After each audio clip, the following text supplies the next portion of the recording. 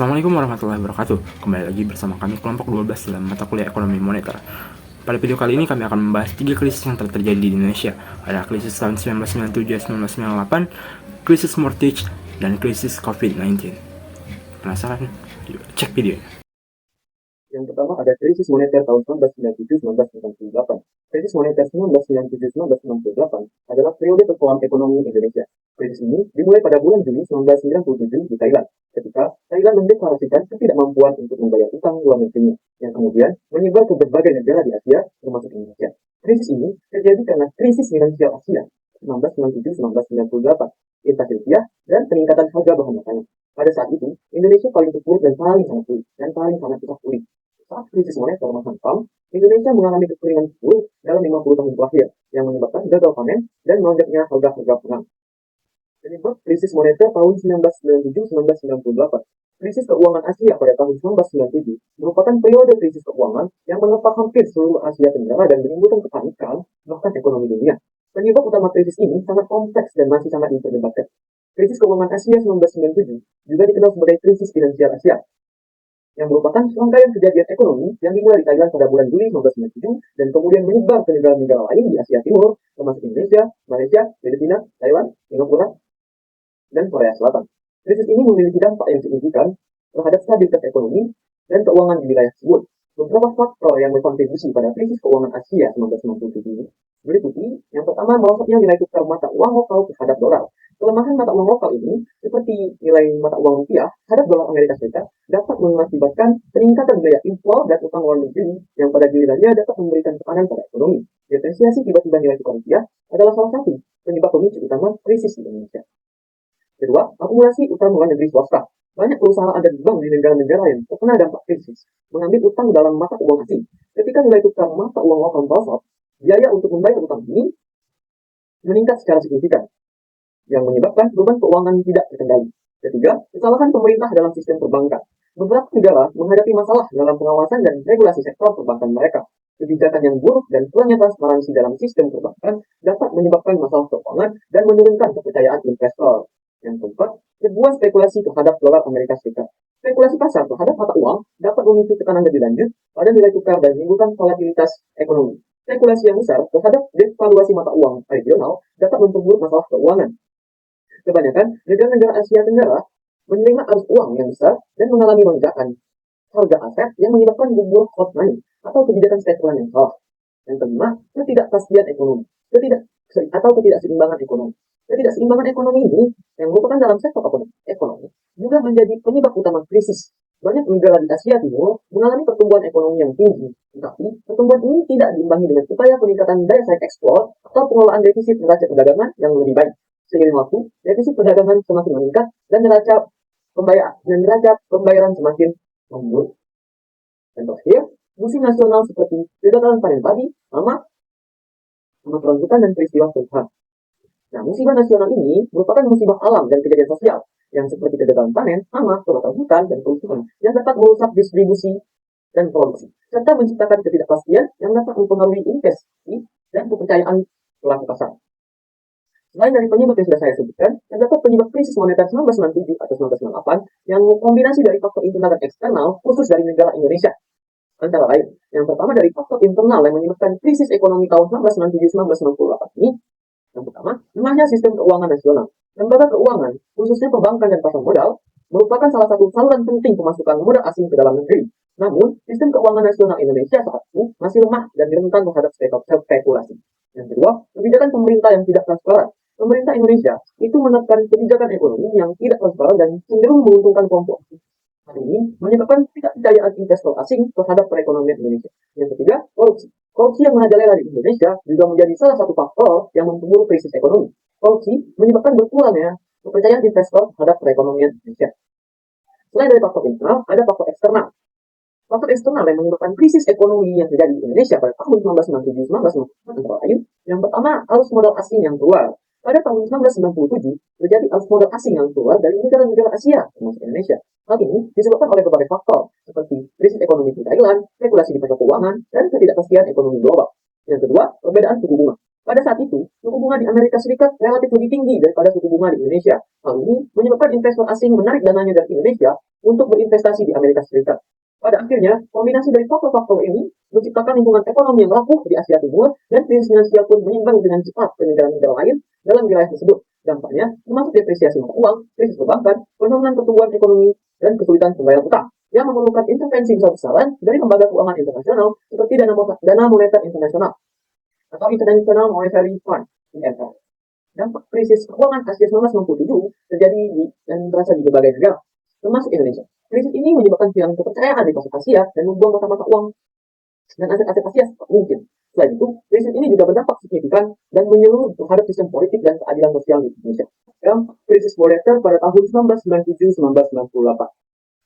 Dampak dari krisis finansial Asia adalah penggantungan dolar Amerika sebagai mata uang utama yang menyebabkan devaluasi rupiah dan meningkatkan inflasi. Pendapatan negara menurun sebagai hasil dari penurunan harga komoditas dan pengurangan investasi asing. Krisis ekonomi yang terjadi di Indonesia pada tahun 1997-1998 memiliki dampak yang sangat luas, baik secara ekonomi, sosial, maupun politik. Nah, beberapa dampaknya itu antara lain yang terjadi di Indonesia maupun di negara-negara lain, seperti lumpuhnya kegiatan ekonomi, penuntutan perusahaan, meningkatnya jumlah pengangguran, sulitnya pembayaran hutang, dan inflasi yang tidak terkendali. Dampak krisis keuangan Asia pada tahun 1997-1998 ini terasa di berbagai negara dan mempengaruhi perekonomian politik dan keadilan sosial. Untuk lebih jelasnya, saya akan menjelaskan dampak-dampak dari krisis ekonomi ini dari dampak ekonomi, secara politik, dan sosial. Antara lain, yang pertama ini dampak dari ekonomi. Dampak dari ekonomi terhadap krisis keuangan 1998 ini, yang pertama ada inflasi yang tinggi. Inflasi di Indonesia pada saat itu mencapai puncaknya sebesar 77,5%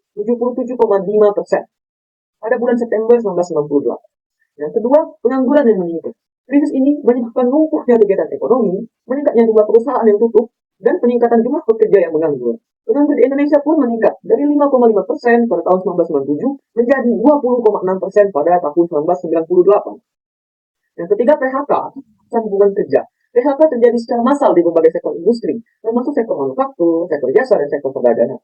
Yang keempat, penurunan nilai mata uang. Nilai mata uang di sebagian besar Asia Tenggara dan Jepang ikut turun. Bursa saham dan nilai aset lainnya pun jatuh. Dan utang swasta naik drastis.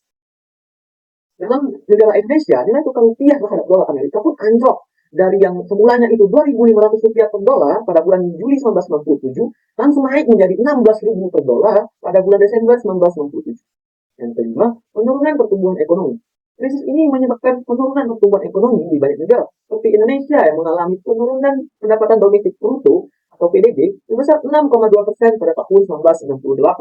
Yang kedua, ada dampak sosial dari krisis ekonomi. Yang pertama adalah kemiskinan yang meningkat. Seperti yang sudah saya jelaskan sebelumnya, krisis ini membuat kemiskinan meningkat drastis. Kemiskinan di Indonesia meningkat dari 11,1% pada tahun 1997 dan menjadi 15,9% pada tahun 1998. Yang kedua, gejolak sosial. Gejolak sosial terjadi di berbagai daerah di Indonesia, termasuk kerusuhan Mei 1998 yang pada saat itu hingga melengsarkan Presiden Soeharto. Yang ketiga, krisis politik. Krisis politik ini masih relate dengan gejolak sosial, yaitu krisis ini berdampak signifikan dan menyeluruh terhadap sistem politik dan keadaan sosial di Indonesia.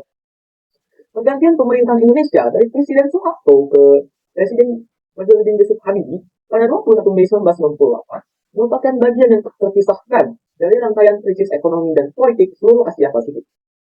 Yang terakhir, dampak politik dari krisis ekonomi. Nah, dampak politik dari krisis ekonomi tahun 1997-1998 ini, yang pertama, turunnya kepercayaan masyarakat terhadap pemerintah. Kepercayaan masyarakat terhadap pemerintah menurun drastis akibat krisis ekonomi ini. Yang kedua, turunnya kekuasaan pemerintah dan pergantian kekuasaan. Seperti yang sudah saya jelaskan sebelumnya, pada masa krisis terjadi peralihan kekuasaan secara damai dari pihak partai berkuasa pada partai oposisi di Korea Selatan. Nah, kalau di Indonesia, kekuasaan pemerintah melemah akibat krisis ekonomi. Yang ketiga, perubahan rezim politik. Rezim Orde Baru yang berkuasa selama lebih dari 30 tahun runtuh akibat krisis ekonomi. Yang keempat, perubahan sistem pemerintahan. Krisis ini juga mempengaruhi sistem pemerintahan di negara-negara Asia yang terkena dampak besar, seperti Indonesia, Malaysia, dan Korea Selatan. Mayoritas sistem pemerintahan negara tersebut sebelum krisis merupakan pemerintahan yang bergaya otoritarianisme. Kebijakan yang diambil saat krisis moneter tahun 1997-1998 Dan krisis yang telah saya jelaskan tadi itu karena dirasakan oleh negara-negara Asia Tenggara dan Asia Timur. Krisis itu juga dipengaruhi oleh berbagai musibah nasional, seperti yang telah saya jelaskan, kegagalan panen padi, hama, kebakaran hutan, dan peristiwa kerusuhan. Jadi, untuk mengatasi krisis tersebut, berbagai kebijakan diambil oleh pemerintah, termasuk kebijakan moneter dalam pengendalian inflasi dan nilai tukar. Pemerintah Indonesia mengambil beberapa kebijakan, seperti mengurangi biaya produksi, mengelola inflasi, meningkatkan pembiayaan, dan memperluas program sosial. Diajukan juga program restrukturasi untuk membantu perusahaan yang gede di terlalu tinggi. Krisis moneter yang terjadi pada tahun 1997-1998 di Indonesia memicu berbagai kebijakan yang diambil untuk mengatasi dampaknya. Beberapa kebijakan yang diambil oleh pemerintah Indonesia antara lain, yang pertama pembiayaan dari International Monetary Fund atau Dana Moneter Internasional. Pemerintah Indonesia mendapatkan pembiayaan dari IMF sebesar 43 miliar USD. Yang kedua, desentralisasi fiskal. Pemerintah Indonesia menerapkan desentralisasi fiskal untuk meningkatkan peran pemerintah daerah dalam pembangunan ekonomi. Yang ketiga, reformasi perbankan. Pemerintah Indonesia melakukan reformasi perbankan untuk memperkuat sistem keuangan nasional. Dan yang terakhir, reformasi birokrasi. Pemerintah Indonesia melakukan reformasi birokrasi untuk meningkatkan efisiensi dan efektivitas pemerintahan. Kebijakan-kebijakan itu diambil untuk mengatasi dampak krisis, seperti inflasi yang terlalu tinggi, pengangguran yang terlalu meningkat, dan kesulitan pembayaran utang. Kebijakan-kebijakan tersebut berhasil membawa negara Indonesia keluar dari krisis ekonomi. Namun, krisis ekonomi itu meninggalkan dampak yang mendalam bagi perekonomian dan masyarakat Indonesia.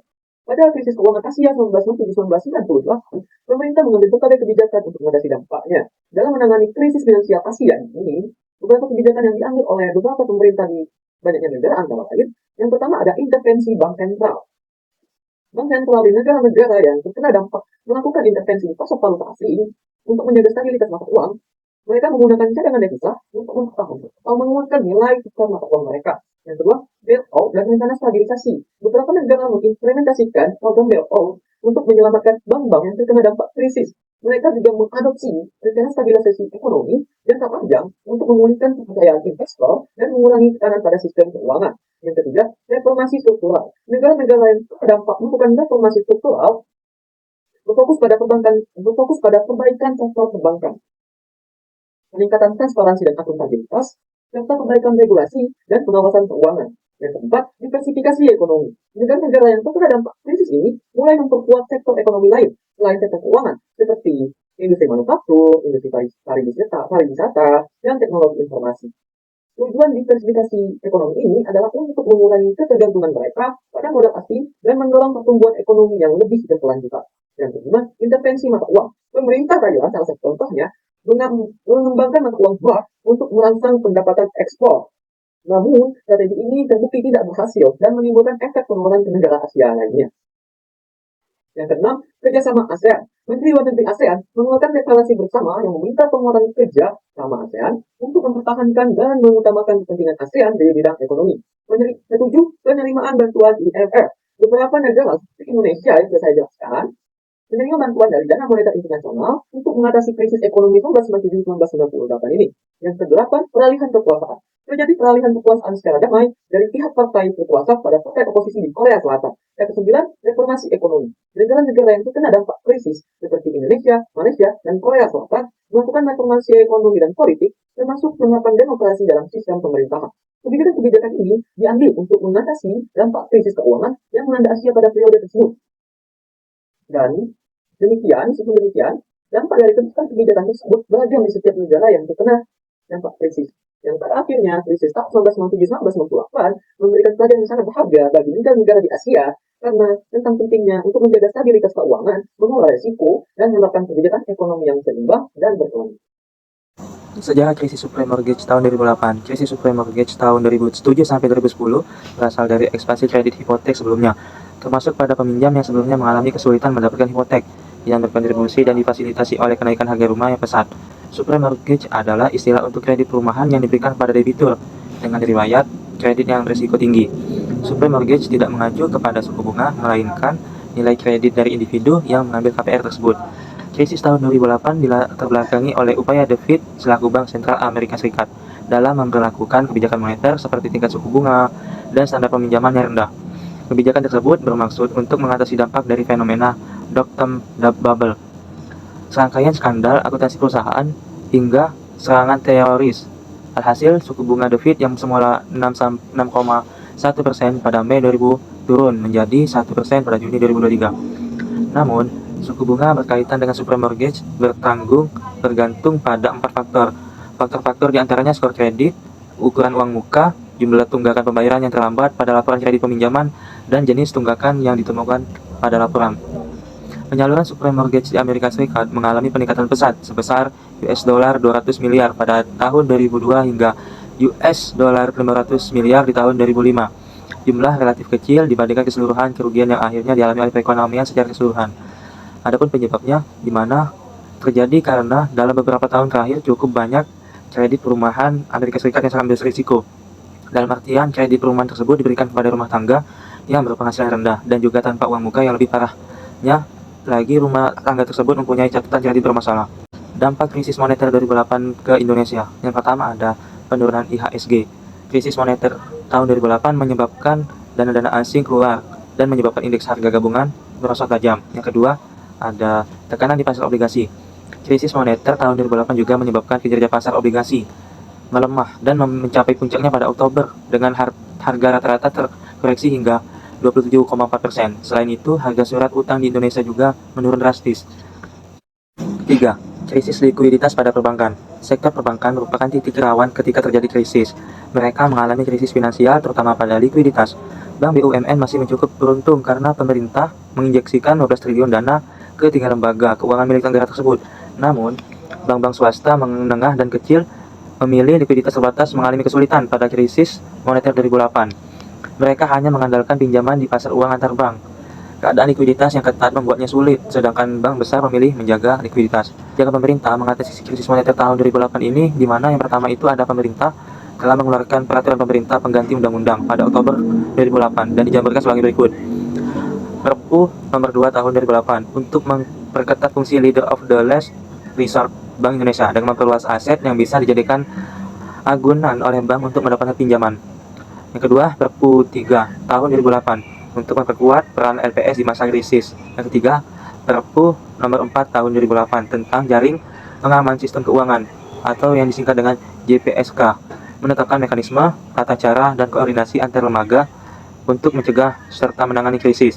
Yang kedua, ada Bapepam LK juga mengeluarkan aturan untuk merendahkan emiten melakukan buyback. Sementara BEI melarang transaksi short selling dan membatasi perdagangan margin. Yang ketiga, untuk mengatasi ketatnya likuiditas, bank menghapus pembatasan saldo harian peminjaman valuta asing jangka pendek dan tenor fasilitas swap untuk memperoleh likuiditas diperpanjang dari 7 hari menjadi 1 bulan. Selanjutnya, ada krisis pasca pandemi. Dampak pandemi COVID-19 terhadap perekonomian nasional dan global sangat terasa pada triwulan 2 tahun 2020. Triwulan pertama tahun 2020, ekonomi nasional masih tumbuh 2,97%, walau turun dibandingkan dengan triwulan pertama tahun 2019 yang sebesar 5,07%. Hal ini terjadi karena pengaruh eksternal di mana COVID-19 sudah merebak di beberapa negara seperti Cina. Pada triwulan 2, walaupun belum ada data resmi Indonesia, diperkirakan mengalami kontraksi pertumbuhan ekonomi negatif sekitar 3%. Hal ini terjadi karena kebijakan social distancing atau pembatasan sosial berskala besar atau PSBB baru dimulai pada pertengahan Maret. Social distancing dan PSBB tersebut sangat mempengaruhi aktivitas ekonomi. Keadaan ekonomi Indonesia tersebut masih lebih bagus di tingkat regional maupun dunia. Beberapa negara mengalami kontraksi yang sangat dalam, misalnya Singapura sebesar 41,2%, Amerika Serikat diperkirakan sekitar 10%, dan Inggris sekitar 15%. Sementara itu, Bank Dunia memprediksi ekonomi global pada tahun 2020 akan mengalami kontraksi sebesar 5,2% dan Indonesia 0,3%. Merupakan negara kedua terbaik ekonominya sesudah Vietnam yang diperkirakan pertumbuhan ekonominya positif. Di awal tahun 2020, sebelum pandemi terjadi, berbagai pihak masih melihat bahwa tahun 2020 merupakan tahun pemulihan ekonomi global. IMF bahkan memperkirakan dunia akan tumbuh sebesar 3,3%, lebih tinggi dibanding pertumbuhan ekonomi global pada tahun 2019, yakni mencapai 2,9%. Tapi, tidak ada yang menduga bahwa badai ekonomi akan datang dan terjadi akibat isu kesehatan. COVID-19 telah mengubah wajah sosial ekonomi dunia secara drastis dan mengubah arah perekonomian global yang semula optimis membaik menuju resesi. Kebijakan-kebijakan yang tidak dapat dihindari seperti lockdown, physical distancing, travel ban atau restriction, dan lainnya menimbulkan konsekuensi turunnya aktivitas ekonomi secara signifikan yang tentunya menghasilkan implikasi yang sangat besar. Gejolak ekonomi akibat pandemi sudah tergambar pada data realisasi pertumbuhan ekonomi negara-negara di dunia pada triwulan pertama pada tahun 2020. Tiongkok, misalnya, sebagai negara yang sudah berhadapan dengan COVID-19 sejak awal tahun, mencatatkan pertumbuhan ekonomi negatif 6,8% di triwulan 1 tahun 2020. Meskipun akhirnya dapat pulih cepat dan menjaga pertumbuhan positif untuk keseluruhan pada tahun 2020. Untuk pertama kalinya, sejak tahun 1992, statistik pertumbuhan ekonomi Tiongkok mulai dirilis, negara tersebut mencatatkan konstruksi ekonomi atau pertumbuhan ekonomi negatif. Kontraksi yang cukup dalam dialami negara yang menjalankan kebijakan restriksi sangat ketat, seperti negara-negara Eropa. Hanya sedikit negara yang masih mampu mencapai pertumbuhan ekonomi positif di triwulan 1 pada tahun 2020, dan itu pun pada tingkat yang jauh lebih rendah dibanding sebelumnya. Indonesia, Vietnam, dan Amerika Serikat menjadi beberapa negara yang berada dalam kategori tersebut. Semakin masifnya penyebaran COVID-19 yang diiringi dengan ketatnya upaya menekankan penyebaran membuat perekonomian memburuk. Bahkan di triwulan kedua tahun 2020 lebih buruk lagi dan menjadi titik terdalam sepanjang pandemi. Beberapa negara tidak bisa menghindari jurang resesi dengan catatan pertumbuhan negatif dalam 2 triwulan berturut-turut, seperti negara-negara Eropa, Singapura, Hong Kong, Filipina, dan Meksiko. Tekanan ekonomi yang dirasakan di semua negara sangatlah berat dan berakibat pada krisis yang tidak pernah terjadi sebelumnya. Dalam suatu estimasi, World Bank melihat bahwa situasi krisis ini lebih buruk dibanding krisis-krisis lain dalam 150 tahun terakhir. Di Amerika Serikat, tercatat lebih dari 30 juta mengklaim pengangguran baru dalam 6 minggu pertama, pemberlakuan masa social distancing, dan melebihi 72 juta dalam 10 bulan pandemi. Pemulihan ekonomi terus berlanjut di triwulan terakhir tahun 2020, meskipun di beberapa negara tertahan oleh kembali diperketatnya restriksi akibat gelombang baru. Untuk keseluruhan tahun 2020, data menunjukkan kontraksi pertumbuhan ekonomi yang dialami banyak negara, baik dalam kelompok negara ataupun maupun negara berkembang. Beberapa negara bahkan mengalami kontraksi hingga lebih dari 8%, seperti Meksiko, Prancis, Italia, Filipina, dan Inggris. Tiongkok serta Vietnam merupakan negara yang tetap mampu tumbuh secara positif. Sementara itu, kontraksi ekonomi Indonesia yang sebesar 2,1% atau negatif 0,21% terhitung moderat baik di kelompok G20 maupun ASEAN 6. Capaian Indonesia tersebut tidak terlepas dari peran countercyclical kebijakan fiskal termasuk program pemulihan ekonomi nasional. Banyak negara bahkan harus mendorong defisit hingga double digit, dan beberapa harus menambah utang hingga di atas 20 percentage point. Realisasi sementara defisit APBN Indonesia pada tahun 2020 berada di tingkat 6,1% terhadap PDB, atau cukup moderat di antara pelebaran defisit kelompok G20 dan ASEAN 6. Sikap prudent yang tetap dijaga Indonesia juga tercermin dari tingkat utang dan tambahan utang publik Indonesia yang tetap rendah, meskipun di tengah kebijakan countercyclical. Melalui kebijakan fiskal, banyak negara juga memberikan relaksasi serta jaminan untuk keberlangsungan dunia usaha, termasuk sektor yang mengalami dampak besar. Sementara itu, stimulus moneter lebih difokuskan pada penurunan suku bunga, peningkatan jumlah uang beredar, dan peringanan beban pinjaman perusahaan. IMF mengestimasi lebih dari 193 negara di dunia telah meluncurkan stimulus ekonomi untuk menangani pandemi COVID-19, dan dampaknya total nilai stimulus mencapai 11,7 triliun US dollar atau setara dengan 12% PDB dunia. Hal tersebut menunjukkan keseriusan dari seluruh negara di dunia dalam menghadapi dampak negatif COVID-19 termasuk terhadap perekonomian. Pemulihan ekonomi nasional dilakukan dengan mengambil kebijakan fiskal dan moneter yang komprehensif. Di samping itu, pemerintah juga mengalokasikan dana APBN untuk pemulihan ekonomi sebesar Rp695,2 triliun untuk terwujudnya pemulihan ekonomi nasional. Terdapat 3 kebijakan yang dilakukan, yaitu yang pertama peningkatan konsumsi dalam negeri, yang kedua peningkatan aktivitas dunia usaha, yang ketiga menjaga kestabilan ekonomi dan ekspansi moneter. Kebijakan tersebut dilaksanakan secara bersamaan dengan sinergi antara pemegang kebijakan fiskal, pemegang kebijakan moneter, dan institusi terkait. Salah satu penggerak ekonomi nasional adalah konsumsi dalam negeri. Semakin banyak konsumsi, maka ekonomi akan semakin bergerak. Konsumsi sangat terkait dengan daya beli masyarakat. Oleh sebab itu, pemerintah telah mengalokasikan anggaran sebesar Rp172,1 triliun untuk mendorong konsumsi atau kemampuan daya beli masyarakat. Dana tersebut disalurkan melalui bantuan langsung, tunai, kartu prakerja, pembebasan listrik, dan lain-lain. Dalam rangka mendukung pemulihan ekonomi nasional, Bank Indonesia menjaga stabilitas nilai tukar rupiah, menurunkan suku bunga, melakukan pembelian surat berharga, dan stabilitas makroekonomi dan sistem keuangan. Tujuan penurunan suku bunga adalah meningkatkan likuiditas keuangan untuk mendorong aktivitas dunia usaha. Kesimpulan untuk video kali ini, jika dikaitkan dengan teori yang dipelajari, maka krisis 1997-1998 terjadi karena merosotnya nilai rupiah terhadap dolar, yang berakibat pada meningkatnya utang luar negeri dan ketidakstabilan ekonomi dalam negeri, hingga menurunnya daya beli masyarakat dan terjadinya inflasi. Krisis mortgage terjadi karena ketidakberhasilan bank sentral dalam menerapkan kebijakan moneter pemberian kredit selektif pada nasabah, di mana kredit diberikan kepada nasabah yang masuk ke dalam daftar potensi kredit macet sehingga kredit terjadi gagal bayar. Sedangkan krisis COVID-19 terjadi lebih karena faktor eksternal, yaitu berupa pandemi yang membuat sistem ekonomi kewalahan dalam mengatasi dampak yang ditimbulkan maka terjadinya krisis. Itu dia materi krisis 1997-1998, krisis mortgage, dan krisis COVID-19 oleh kelompok 12. Terima kasih. Assalamualaikum warahmatullahi wabarakatuh.